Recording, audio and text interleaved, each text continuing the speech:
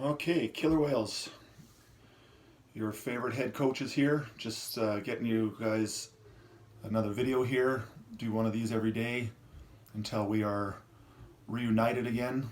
Um, Today is our third day of our Insanity program, and this is the first one you may need to dust off some equipment of some sort. There's not too much, if I remember right. Went through it quickly. Um, but anytime that there's a need for hand weights, if you don't have hand weights, cans of super adequate, get creative around the household. Turkeys, frozen chickens, something heavy. Um, this one's another good sweat fest. It's really hard, really fun, everything that I believe in. What I really wanted to talk about today is the 200 free video that I wanted to show you guys because it's a really pointed video about some of the changes that are happening in swimming and some of the changes that need to continue to happen in swimming. Because as we get more and more knowledgeable about the way the body works and about the way energy systems work, and and make sure that we have the right perceptions of what we're training for, and again, and then also this is a really inspirational story of mentally what that athlete did in that race. So you guys will see the video attached to the email that I send with this and with the Insanity video. But Yannick Agnel, he is what would be called a sprinter. He is somebody who he went 47 in the 100 freestyle, and he came fourth. Brent Hayden out-touched him by a few 100ths, and he just doesn't quite have the gun, to really sprint, to that highest level of being able to win. But he was an instrumental part of the France beating the U.S. on the 4x100 free relay, and he's fast. And I would say that what his strength is his speed, over and above what his endurance is. He's had some great 400s and some great 800s, particularly short course, but he's what's called a sprinter, and he's going into the Olympic final, going in second. And I knew, internationally, he'd been there before. He'd been very, very fast before in the 200, and that was probably his best chance to win. But right beside him, going in right beside him, is Sun Yang, who is the world's greatest distance swimmer.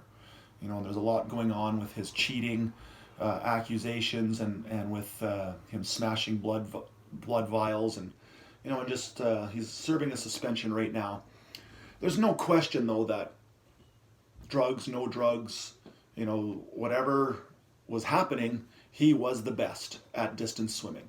He dominated the 1500, over our guy Ryan Cochran, and he dominated the 400, and he's a behemoth in the world of distance swimming, and he has won a lot of 200s as well. And so this race is really cool because every time when I watch, I watched all these Olympic 200 frees. I watched 84, 88, 92, 96, 2000, 2004, and 2008, and this one for 2012. Anytime that a swimmer has gone out and taken a really significant lead, quite often he's been pulled back in. And usually the ones that pull him back in are those big aerobic machines and those engines. But swimming went through a really cool change because what happened from 88 to 92 to 96 is we just learned how to train harder, and we got a little bit more streamlined in our technique. We started to learn how to flatten the body out a bit more, but that was really it. And then from the year 2000 was when swimsuit technology started to become a player. And so you started to see in the year 2000 people in full body suits. You see Ian Thorpe from wrist to ankle covered in a black suit, looking like Spider-Man in an alien costume, and swimming with a very high head position and getting away with it to swim really, really fast. So that was interesting. And then 2004, the technology took some really big steps forward, and in 2008, it took such a big step forward that something had to be done about it. And in the year 2010, they banned, full body swimsuits and wanted to get back to the sport, which I think is great. And in a lot of ways, it's worked. But when that happened, there was some swimmers and people wanted to do what they could to hold on to the progress of the world of swimming, because it really was technology based for really for 3 different Olympics. Um, and so it became, people really started studying the physiology of swimming.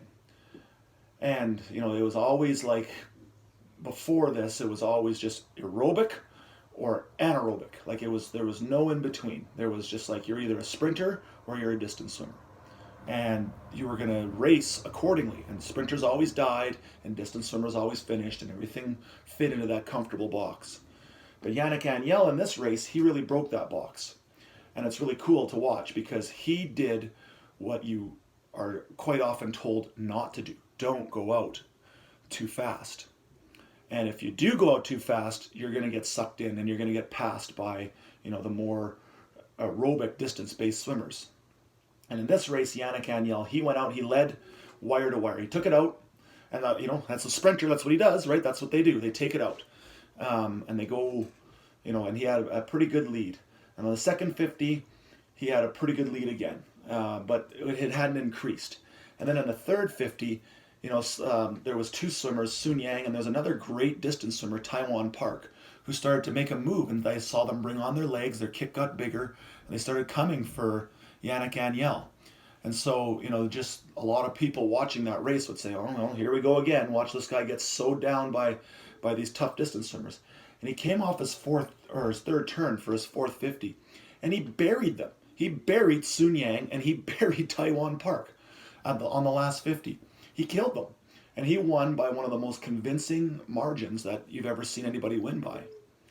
And so it's just like, how? Like, he's a sprinter. How did he outfinish distance swimmers after showing some signs of fatigue? And it's really like physiologically simple. If you look at the energy systems of the body, there is an anaerobic system that, it lives in what most fast swimmers need to be well trained in. It's like their ability to tolerate lactic acid, more so than the ability to not allow it to access you. And so it can last up to about 2 minutes, in a lot of cases. And so an aerobic system, if your body goes into that aerobic system, it's like it's going not quite all out, but, like pretty hard still. And, that was very well developed in Taiwan Park and in Sun Yang. And their 1500s and their 400s show that. But, Yannick Agnel, he swam that race in the anaerobic zone, like in the intensity zone. And it was an amazing performance. Like he sprinted a 200 rather than paced it in any real way. Now his tactics were very, very clear because you saw him actually slow down in his third 50 and speed up. Like he executed his race his way, but it was done in the anaerobic zone. There's no question about that. And so it's a really good race to watch because of that, a lot of people started to think that, it's not one way or the other. And there's a lot of more questions than there are answers when it comes to how to train for swimming. And in my belief, I've been like a hardcore distance coach, and I've been, like appointed as like a distance coach, and I produced, like some really good distance swimmers, particularly at the age group level.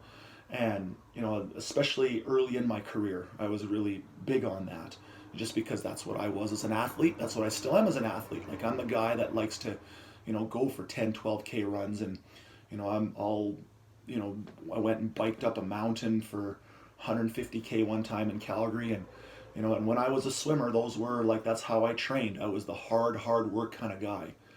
But, through research and through, like being given the opportunity to work with a lot of sprinters, just based on like the size of their muscles in their body. And also I had a very good mentor coach in my career teach me about sprint training. It's something that I explored, and I produced, some very high level performing athletes training as a sprinter. And so now that, I've walked away from both lives as a distance guy and as a sprint guy, I just really want to make sure that while I'm coaching age group swimmers, that you have the capability to do both, and that your fate isn't set in stone one way or the other. Like all my swimmers will have the ability to sprint, and all of my swimmers will have the ability to put down the work and be, very, very aerobically inclined.